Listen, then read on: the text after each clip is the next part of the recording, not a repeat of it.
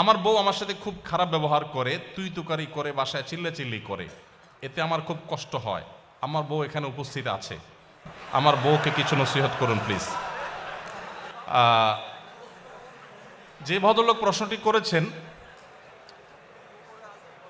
আমার মনে হয় যে আজকে বউকে তিনি ফুসলে ফাসলে আনছেন এই উদ্দেশ্যে, যাতে করে উনি ওনার দায়িত্বটা, ওনার কাজটা আমার হাতে তুলে দিলেন যে আমার স্ত্রীকে আপনি একটু নসিহত করে দেন। আমি এই জন্য বলি, এই প্রশ্নগুলো তো শুধু প্রশ্ন না, এগুলো কোনোটি আছে, এগুলো এক একটা আলপিন। অর্থাৎ আপনার কাউকে একটা খোঁচা দেওয়া দরকার, আপনি দিতে পারতেছেন না, আলপিনটা আমার হাতে দিয়ে বলেন আপনি একটু দেন, ব্যাপারটা সেরকম হয়ে গেছে। যাই হোক, প্রথম কথা হলো যে আমরা সবাই অন্যকে উপদেশ দিতে খুব পছন্দ করি, নিজে উপদেশ নিতে চাই না।